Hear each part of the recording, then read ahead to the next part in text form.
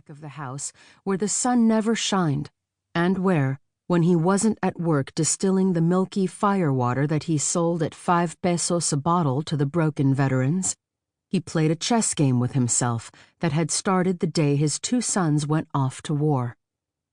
At the age of 17, soon after the man's departure, Elena took to writing verses.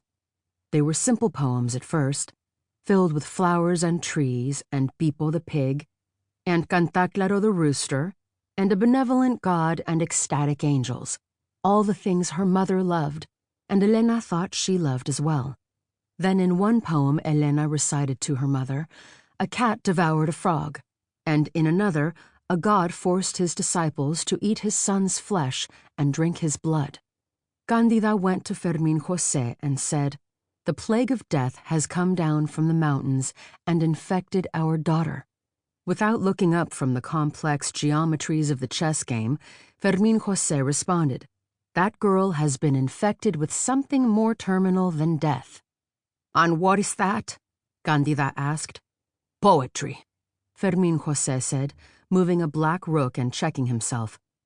"I'll not have any of that awfulness in the house," Candida said. In response to her mother's reaction, Elena, who was not rebellious so much as determined, went to the town plaza and recited her poems to the veterans, who huddled in a group at the far end drinking her father's firewater. The war survivors spied her lustily as she spoke and whispered dirty things among themselves. When she was done, they clapped enthusiastically, no matter that they didn't understand a word she was saying. For them, it was enough that she stood before them like an apparition from the life they might have led had they never gone to war, never been wounded, never taken up the vile Piedra Negra firewater that turned them into bumbling fools who moaned with need and masturbated behind the bushes of the plaza because no woman, except now Elena with her poems, would have anything to do with their broken bodies and drowning souls. Elena was grateful for the audience and tried to write poems that might make them tolerate their condition, but she found she couldn't control her writing. It burst out of her in spasms of language, as if a voice came to her that needed to be fed and freed and heard. Once the voice awake, oracular and familiar at once, all she could do to silence it, and she had to silence it, loud as it was to put what it said down on paper and speak the words out loud in the form of something called poetry, because she didn't know what else to call it. She broke up the lines and stopped counting syllables. The voice didn't come to her in such an orderly way, but in fits and starts, at times jagged like broken glass, other times soothing as honey. Any pattern she tried to impose on it seemed fruitless.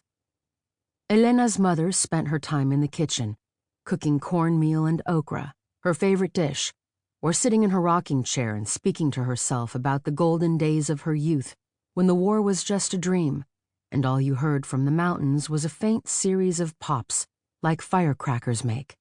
Fermin José was involved in his chess, announcing his moves in the coded language of the game, or else engaged in the alchemies that produced his coveted firewater.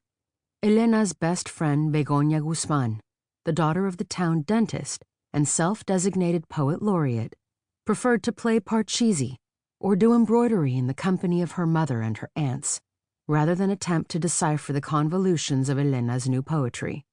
"Your poems make me want to throttle my dog," Begoña would say. "They make me want to run to the marsh and smear myself with mud." After the revolt became a revolution, and the revolution triumphed, a troupe of itinerant poets came to town.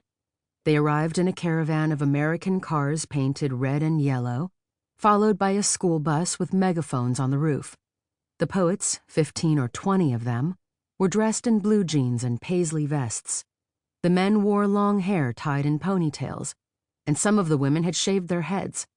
From their ears dangled long metal earrings, and around their necks hung layers of bead necklaces and studded leather chokers. They all seemed in a constant state of agitation, like hyperactive rodents, and gathered in the plaza in front of the old church, which was slowly crumbling since the last priest abandoned the parish and escaped with a local woman to the United States.